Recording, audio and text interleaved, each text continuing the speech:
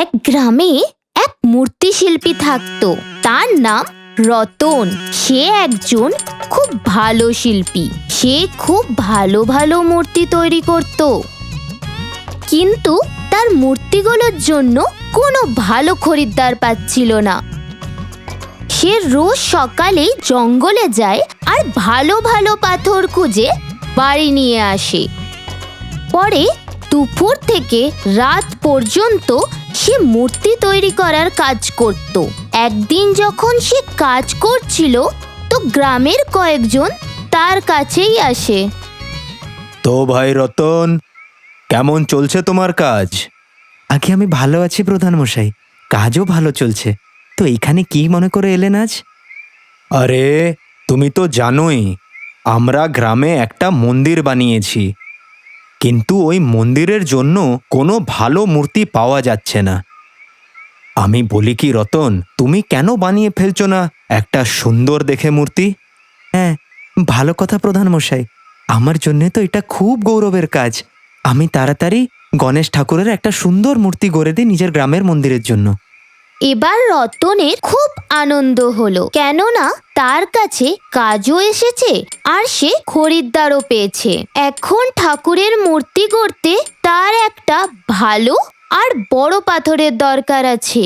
ওর বাড়িতে কিছু পাথর তো আছে, কিন্তু সেভাবে যে ঠাকুরের মূর্তির জন্য একটা ভালো আর বড় পাথর খুঁজে নিয়ে আসে। পরের দিন সকালে তাড়াতাড়ি উঠে সে জঙ্গলে যায়। অনেক খুঁজে সে একটা ভালো পাথর পায়। সে ওই পাথরকে ভালোভাবে দেখাশোনা করে, তারপর তুলে বাড়িতে নিয়ে আসে। পরের দিন তাড়াতাড়ি উঠে সে নিজের কাজ শুরু করে দেয়। সে নিজের সমস্ত যন্ত্রপাতি বার করে, আর যেই তার হাতুড়ি ওই পাথরের দিকে নেমে আসে, তো ওই পাথর থেকে একটা আওয়াজ বেরিয়ে আসে। আরে আরে দাঁড়াও, আমাকে হাতুড়ির ঘা মেরো না, আমার শরীরের এত ভাঙাচোরা করো না, আমার ভীষণ ব্যথা লাগবে। আরে আমায় তো তোমার উপর হাতুড়ির ঘা মারতেই হবে। আমি যদি হাতুড়ির ঘা না মারি তো গণেশ ঠাকুরের মূর্তি কি করে তৈরি হবে? ঠাকুর গড়বে তো, এইখানে তো এত সব পাথর পড়ে আছে, এর মধ্যে থেকে একটা নিয়ে নাও, তার থেকে মূর্তি গড়ো, কিন্তু আমায় ছেড়ে দাও, অনেক দয়া হবে আমার ওপর। পাথরের এই কথা শুনে রতনের তার উপর খুব দয়া হলো, আর সে পাথর থেকে নিয়ে এক কোণায় রেখে দেয়। এবার ফেরত জঙ্গল যাওয়ার থেকে নতুন পাথর আনতে গেলে একটা সময় নষ্ট হবে, তাই সে বাড়িতে রাখা একটা বড় পাথর বেছে নিয়ে তাই দিয়ে ঠাকুরের মূর্তি গড়ার কাজ শুরু করে দেয়। কিছুদিন পরিশ্রম করার পর রতন ঠাকুরের একটা সুন্দর মূর্তি তৈরি করে ফেলে। ওই মূর্তিকে দেখে রতনের খুব আনন্দ হয়। কিছুদিন পরে ওই ঠাকুরের মূর্তিকে মন্দির পর্যন্ত নিয়ে আসার জন্য সব গ্রামের লোক বাইরে এসে হাজির হয়। গ্রাম প্রধান রতনকে বলল, আরে ভাই রতন, হয়ে গেছে তো মূর্তি তৈরি মন্দিরের জন্য? আরে বলেন কি প্রধান মশাই, দেখুন তো কত সুন্দর মূর্তি তৈরি হয়েছে, আর এটা তো ঠাকুরের কাজ, আমি তো তাড়াতাড়ি করবই। আচ্ছা, আরে ঠিক কথা ভাই, তাহলে দেখাও আমাকে মূর্তি। তখন রতন ওই সুন্দর মূর্তি সব গ্রামবাসীদের দেখালো।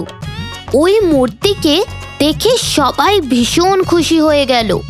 সবাই রতনের ভীষণ প্রশংসা করলো। তখনই একজনের নজর ওই কোণায় রাখা পাথরে পড়ে, আর সে প্রধানকে বলল, প্রধান মশাই, আপনার তো মনে আছে যে আমাদের মন্দিরের সিঁড়ির জন্য পাথর চাই, আমার এই পাথরটা ভালো মনে হইতাছে। হ্যাঁ, তুমি একদম ঠিক বলছো। মূর্তির সাথে এই পাথরটাকেও নিয়ে যাই, সিঁড়ির জন্যে একেবারে ঠিক মাপের। এইভাবে অনেক ধুমধামের সঙ্গে গ্রামের লোকেরা মূর্তি আর পাথরকে মন্দিরে নিয়ে আসে। সেখানে গিয়ে মূর্তিকে মন্দিরে রাখে আর ওই পাথরকে সিঁড়িতে লাগিয়ে দেয়। পরের দিন থেকেই গ্রামের সবাই ওই মূর্তির পুজো করতে মন্দিরে আসা শুরু করে। এখন ঘটনা এই যে, যারা এই মন্দিরে আসে তারা ওই সিঁড়িতে লাগানো পাথরে পা রেখে মন্দিরে ঢোকে আর ওই মূর্তির দর্শন করে। মন্দিরে গিয়ে লোকেরা ওই মূর্তির পুজো করে, ফুল মালা দেয়, সাজায়, চন্দনের ফোঁটা দেয় আর ঠাকুরকে প্রসাদ দেয়। আর অন্যদিকে ওই মন্দিরে লাগানো পাথরের ভাগ্যে শুধুই ধুল। যখনই কোনো ভক্ত ওর কাছে এগিয়ে আসে, সে চিৎকার করে ওঠে, আরে আরে আরে, আমায় পা দিয়ে চেপো না, আমার খুব ব্যথা লাগে আর তোমার পায়ের ধুলোয় আমি নোংরা হয়ে যাচ্ছি। কিন্তু ভক্তরা ওর আওয়াজ শুনতে পেত না, তার জন্য ওরা ওর উপরেই পা রেখে মন্দিরে ঢুকত। যে পাথর মূর্তি হয়ে গেছিল সে মনে মনে ভীষণ খুশিতে আছে, কিন্তু যেই পাথর মন্দিরের সিঁড়িতে ছিল সে ভীষণ দুঃখ ছিল। একদিন মূর্তি পাথরকে বলল, আমি অনেক দিন ধরে দেখছি তুমি এত দুঃখী কেন? আরে তুমি তো দেখছো সবকিছু, যারাই তোমার দর্শনে আসে তারা সবাই আমাকে মারিয়ে যাচ্ছে।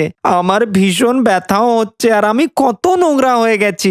দেখো একটু, তোমার বেশ ভালো চলছে, তোমাকে সবাই ফুল দেয়, প্রসাদ দেয়, চন্দনের ফোঁটা দেয়, তার মানে এই যে তুমি খাচ্ছ প্রসাদ আর আমি খাচ্ছি ধুলো। কিন্তু এর জন্য তুমিই দায়ী, কেননা যখন ওই মূর্তি শিল্পী মূর্তির জন্য তোমায় আনে, তখন হাতুড়ির ব্যথার থেকে বাঁচার জন্যে তুমিই তাকে মানা করেছো, তাই ওরা আমায় নিয়েছে। তাই আমি হয়ে গেছি ভগবান আর তুমি রয়ে গেলে শুধুমাত্র পাথর। সিঁড়িতে লাগানো পাথরের নিজের ভুল বুঝতে পারে আর সে মনে মনে ভগবানের কাছে ক্ষমা চেয়ে নেয়। এখন যে কোনো দর্শনার্থী ওকে যখন মারিয়ে মন্দিরে ঢোকে, তখন পাথর বলে ওঠে, জয় শ্রীরাম, জয় শ্রীরাম। এই বলতে বলতে ওই পাথরের মুখ থেকে অনেক হাজার বার ভগবানের নাম স্মরণ করা হয়ে গেছে। তখন ওর এই নাম স্মরণে ভগবানও তুষ্ট হয়ে গেলেন আর তিনি এক সাধুকে ওই গ্রামে পাঠালেন। সাধু বাবা সব গ্রামের লোকেদের মন্দিরে ডাকেন আর বলেন, অনেক দিন ধরে আমি দেখছি যে তোমরা মন্দিরে দর্শনের জন্য তো আসো, কিন্তু তোমাদের দর্শন করার পদ্ধতি ভুল হয়ে যাচ্ছে। মন্দিরে যাওয়ার আগে তোমাদের ওই পাথরের দর্শন করা উচিত, যার ওপর পা রেখে তোমরা মন্দিরে যেতে পারো। কেননা এই সিঁড়িটা না থাকলে তো তোমরা মন্দিরে যেতেই পারতে না। তখন গ্রামের লোকেরা সাধুর কথা মেনে নিল আর মন্দিরে ঢোকার আগে ওই সিঁড়িতে লাগানো পাথরকে দর্শন করতে শুরু করে দেয়। এবার ওই পাথরেরও জীবন বদলে যায়। লোকেরা মন্দিরে ঢোকার আগে দর্শন করতে শুরু করে। এবার বুঝলে তুমি হাসতে হাসতে ভগবানের নাম নিয়ে সব কষ্ট সহ্য করে নিয়েছো, তাই তুমি এর খুব সুন্দর ফল পেয়েছো। তুমি ঠিক বলেছ, আমি ভুল করেছিলাম। এবার আমি জীবনে কোনোদিনও কঠিন সময় থেকে পালিয়ে যাব না। এই গল্প থেকে আমরা শিক্ষা পাই যে জীবনে কিছু কঠিন সময়ের কষ্ট সহ্য করলেও আমরা সুন্দর ফল পাই। এই জন্য আমাদের পরিশ্রম করার থেকে ভয় পেয়ে পালিয়ে যাওয়া উচিত নয়। আমরা সব সময় তোমাদের জন্য নতুন গান আর গল্প নিয়ে আসব। ততক্ষণে তোমরা দেখো আর গাইতে থাকো jingle toons, jingle toons, jingle toons.